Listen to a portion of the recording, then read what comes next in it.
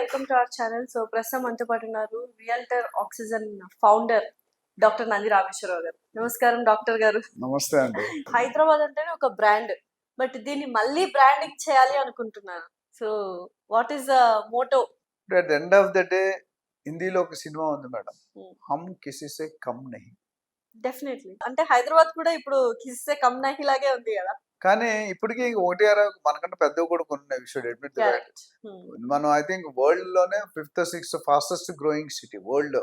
అవును. ఇండియాలో 2nd fastest growing city, అది కూడా మన క్రెడై కాన్ఫరెన్స్ లో వెల్లడించారు.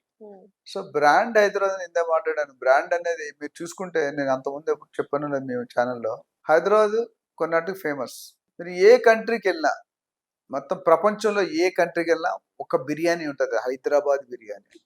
మిగతా ఏ రాష్ట్రాన్ని చూపించండి నాకు ఉండదు. మీరు నేను బయట కంట్రీస్ కూడా వెళ్ళాను కాబట్టి compulsory whether you're in US or UK or China, you have Hyderabad biryani.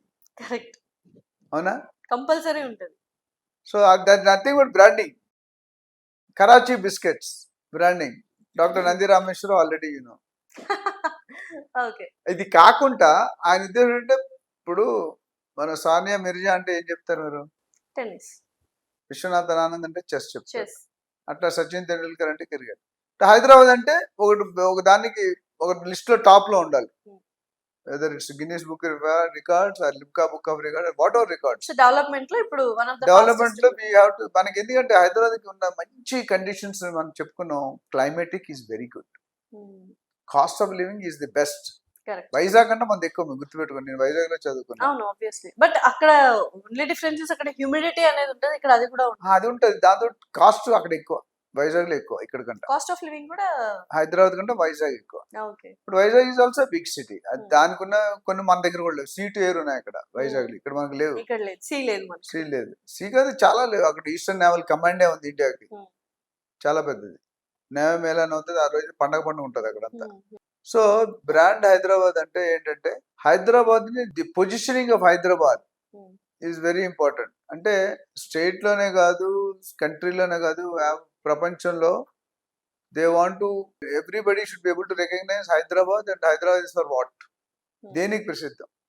ఆ విధంగా మనకి నేను ఇందాక చెప్పినట్టు క్లైమేటిక్, సునామీలు, తుఫాన్లు రావు, యూజర్ ఫ్రెండ్లీ, ఏ జీతం వాడైనా బతికేస్తాడు, ఏ లాంగ్వేజ్ వాడైనా బతికేస్తాడు, ఏమి ఇబ్బందులు లేవు.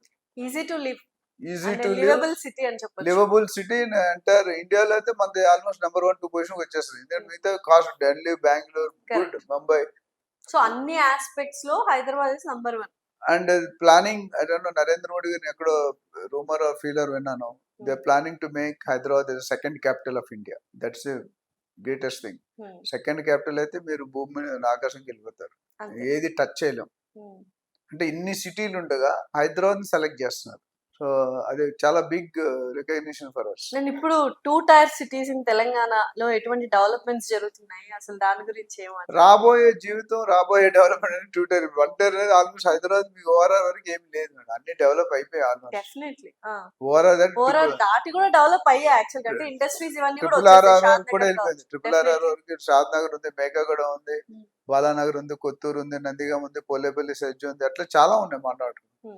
సో ఇప్పుడు ఏంటంటే కాస్ట్ పెరిగిపోయిందండి. బేసిక్ ప్రాబ్లం ఏంటంటే గవర్నమెంట్ థింకింగ్ కూడా we should appreciate in up to certain extent. ఎందుకంటే కొన్ని ఇప్పుడు రాజకీయంగా కొన్ని తప్పులు ఉంటాయి, కొన్ని మంచి ఉంటాయి, కొన్ని చెడు ఉంటాయి. So let's talk about the good thing. Bad thing మనం మాట్లాడే ఉపయోగం లేదు. చిరంజీవి గారు బాగా నచ్చుతాను, ఒక డైలాగ్ కొట్టాడు మనం 3-4 నెలల ముందు. నేను తిట్టలేను, తిట్టించుకోలేను, ఆ రెండు చేయగలిగే సమర్థుడు కళ్యాణ్ బాబు ఉన్నాడు. అందుకని 10 సంవత్సరాలు డిప్యూటీ సీఎం అయిపోయాడు. ఇంకోటి ఎక్కడో రాజమౌళి గారు చెప్తున్నారు, చిరంజీవి గారు కొడుకుతో కూడా కాంపీట్ చేస్తారండి రామ్ చరణ్ కంటే. నేను ఎక్కడో చెప్పాను, మనవాళ్ళు మనవరాలు ఉంటే రామ్ చరణ్ పాటలు ఏంటి, అల్లు అర్జున్ పాటలు, నా పాటలు ఏమన్నానే నాకు ఈర్ష్యగా ఉంటుంది అన్నాడు. అంటే దట్స్ ఎ స్పోర్టివ్నెస్. కొడుకు వేరే, ఇది వేరు, ఫీల్డే బిజినెస్, ఇంట్లో తండ్రి. సో అట్లా ఏంటంటే ద ప్లాన్ అంటే 2 tier ఏంటంటే, ఇప్పుడు వరంగల్ ఉంది, నిజామాబాద్ ఉంది, ఎక్స్టెండెడ్ సిటీస్. హైదరాబాద్ చుట్టూ ఇప్పుడు మనం RRR వస్తే బెనిఫిట్ ఏంటి, తెలంగాణ బార్డర్ నుండి హైదరాబాద్కి రావడానికి ఇప్పుడు 4 నుండి 5 గంటలు పడుతుంది if you go to different places of Telangana. కానీ RRR కంప్లీట్ అయితే కనుక డెఫినెట్గా it will be 1.5 to 2 hours. అంతే. అంటే ఎంత డిస్టెన్స్ అవుతుంది, ఎంత స్ట్రెస్ తగ్గుతుంది, ఎంత ట్రాఫిక్ తగ్గుతుంది, వెరీ ఇంపార్టెంట్. సో అప్పుడు ఒకసారి ఆ సిటీకి డిస్టెన్స్ తగ్గింది, పీపుల్ విల్ స్టార్ట్ ట్రావెలింగ్. అంత ముందు సో కూడా ఇన్ఫ్లో ఎక్కువ ఉంటది, ఫ్లోటింగ్ ఎక్కువ ఉంటది మీకు actually. తెలుసో లేదో, ఎవ్రీడే హైదరాబాద్ లో కొన్ని వందల మంది సెటిల్ అయిపోతారు హైదరాబాద్ లో. I'm not talking about Telangana.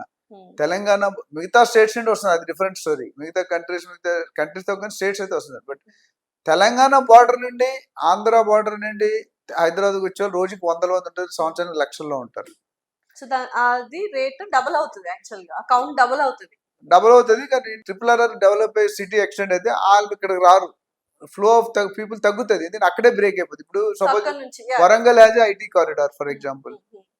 IT employees అక్కడ ఇప్పుడు ఏం చేస్తారు, వెస్ట్ జోన్ కి 30% of people are going from east zone. Okay. 10 లక్షల మంది పైగా ఐటీ ఎంప్లాయీస్ ఉంటే 3 లక్షల మంది ఈస్ట్ నుండి వెస్ట్ కి ట్రావెల్ చేస్తున్నారు. Hmm. అందుకనే రేవంత్ రెడ్డి గారు లుక్ ఈస్ట్ పాలసీ అని చెప్పారు.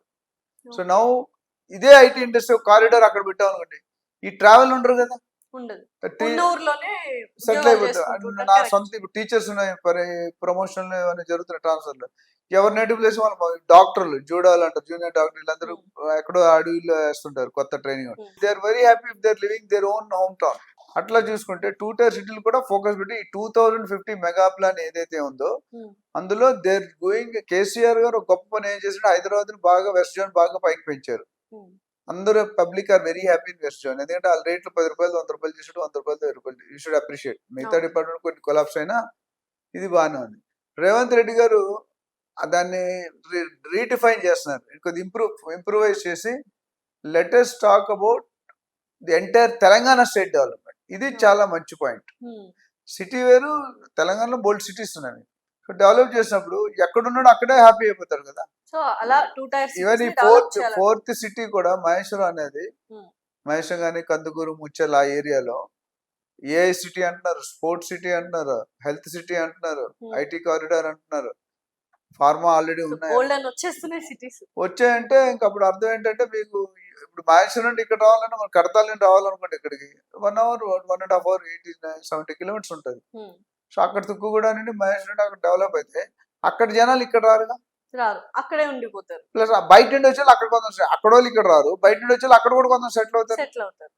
సో ఈక్వల్ గా డిస్ట్రిబ్యూట్ అవుతా ఉంటుంది. డిస్ట్రిబ్యూట్ అయిన అట్లానే సెటిలైట్ టౌన్షిప్ 11 ప్లేస్లు ఇప్పుడు ఇబ్రాహీంపట్నం, తురకపల్లి పైలట్ మోడల్ గా చేయమని చెప్పారు. Hmm. ఇంకా ఆచరణలోకి రావాలి.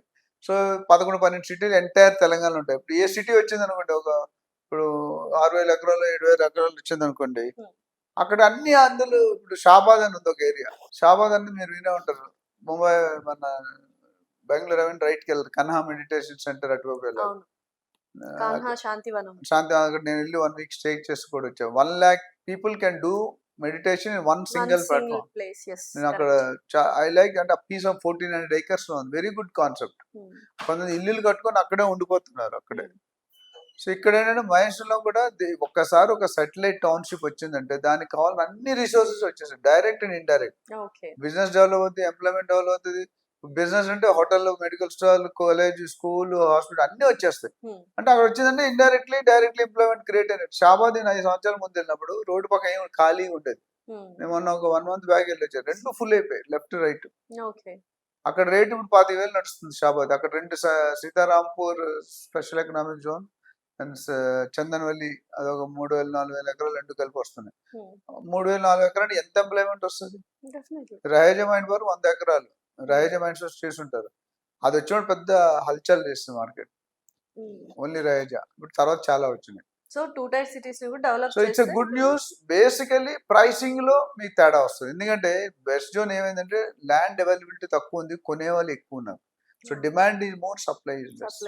కానీ అక్కడ ఏముంది, అది వచ్చిందంటే డిమాండ్ కొద్దిగా స్ప్లిట్ అవుతుంది, అందరు ఇక్కడ ఫోకస్ చేయరు. ఇప్పుడు ఇక్కడ మనం బంజారా కొనడం అక్కడ కూడా డెవలప్ అయ్యే ఛాన్సెస్ ఉన్నాయి, డెవలప్ అవుతాయి యాక్చువల్లీ. అవ్వాలి, ప్లాన్ బట్టి ఉంది. But really we have to see in implementation. Funding కావాలి కాబట్టి ఫండ్స్ మీద తీవ్రంగా వర్క్ చేస్తున్నారు. Definitely we wish that both the states have to grow very nicely.